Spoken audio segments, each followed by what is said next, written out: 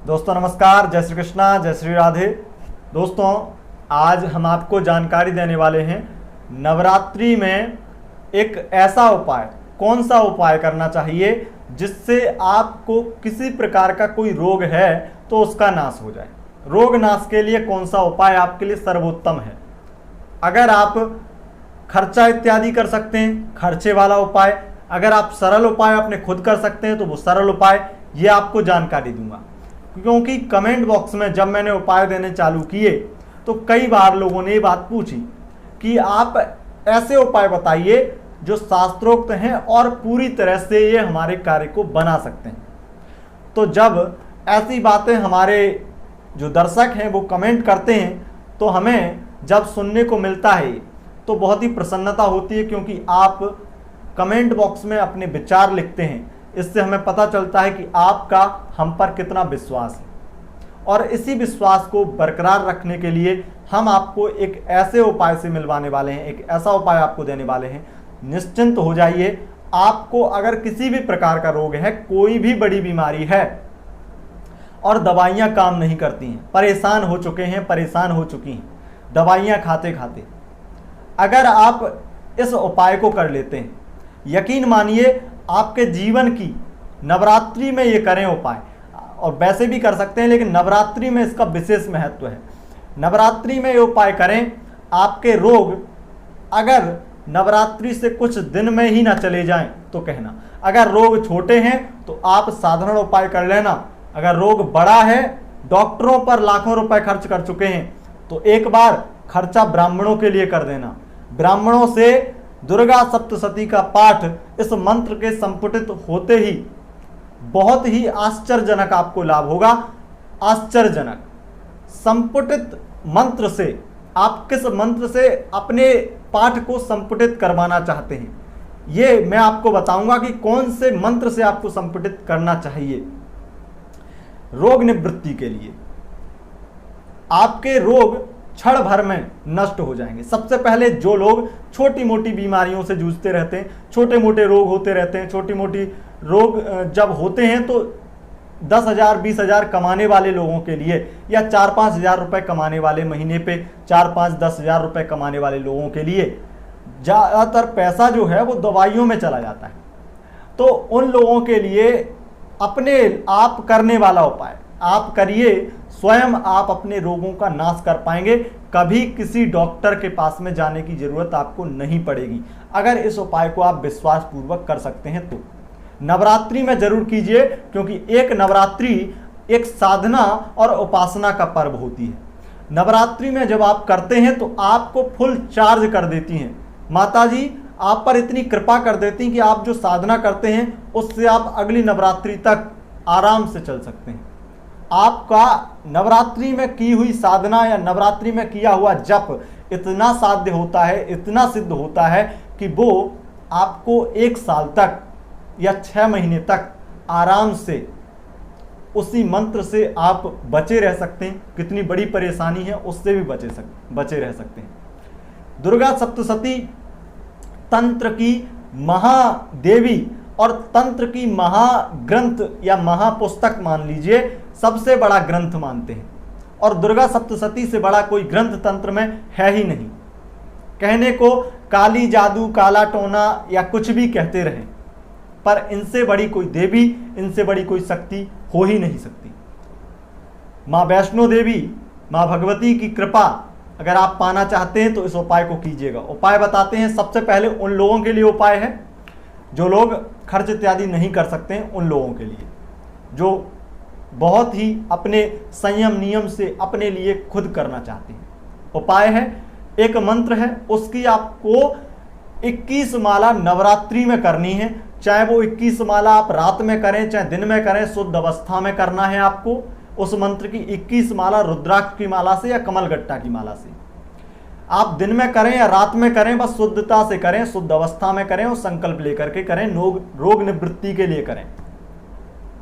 और आपको इस बात का विशेष ख्याल रखना है कि नवरात्रि में आप इस मंत्र को करें तो किसी प्रकार की कोई, अगर आप महिला हैं और कोई मंथली प्रॉब्लम इत्यादि, कोई मासिक धर्म इत्यादि की समस्या ना हो रही हो, क्योंकि जब वो समस्या होती है तो पूजा करने का कोई अर्थ नहीं होता है, पूजा में आपका मन ही नहीं लगता है। और पूजा ध्यान एक तरह से भगवान के सन्निकट, देवी के सन्निकट जाने का एक बहुत ही आश्चर्यजनक और बहुत ही अद्भुत अवसर होता है, जिसमें हम पूजा करते हैं और भगवान से ध्यान लगाते हैं, देवी का ध्यान करते हैं। तो वो दर्द की असहनीय पीड़ा से कहीं ना कहीं व्यक्ति ध्यान लगा नहीं पाता है, इसलिए वो पूजा किसी प्रकार से आपके समय को नष्ट करती है। तो मैं उसमें आपको सलाह नहीं दूंगा पूजा करने को, इसीलिए शास्त्रों में मनाही है उस चीज की। अब यहां पर वो आप 21 माला करें इस मंत्र की, वो मंत्र जान लेते हैं और फिर आगे की वीडियो आगे बताएंगे आपको। तो यहां पर मंत्र जो है वो है ओम रोगान अशेषान नपहंसि तुष्टा रुष्टातु कामान सकलान अभीष्टान त्वामाश्रितानान न विपन्नराणान त्वामाश्रिताया श्रयताम प्रयांति। ये मंत्र है और इस मंत्र की आपको 21 माला करनी है, संकल्प लेकर के रात दिन में कभी भी करें। कई लोग पूछते हैं कि क्या एक साथ में 21 माला करनी, नहीं, आप सुबह 5 माला कर लें, बाकी माला शाम को कर लें, या 10 माला सुबह कर लें, बाकी माला शाम को कर लें, ऐसे कर सकते हैं, आप रात में कर सकते हैं। तो ऐसे आप नियम से अपना करें और 21 माला करें 9 दिन तक नवरात्रि में। उसके बाद में अगर आपको थोड़ा बहुत हवन इत्यादि, आहुति इत्यादि दे सकें उसकी, तो वो भी कर दें। संकल्प लेकर के करें, निश्चित ही आपकी रोग निवृत्ति हो जाएगी। जिसके नाम का संकल्प करेंगे उसकी रोग निवृत्ति हो जाएगी, छोटे मोटे रोग समाप्त होंगे। अगर कोई बड़ा रोग है तो क्या करना चाहिए, तो इसी मंत्र का जो मैंने बताया रोग निवृत्ति के लिए, इसी मंत्र का दुर्गा सप्तशती का संपुटित अनुष्ठान कराना चाहिए।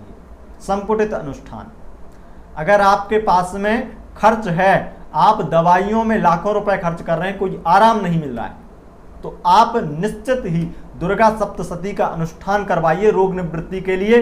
ये मेरा आपसे वादा है, आप कहीं भी करवाइए किसी पंडित से।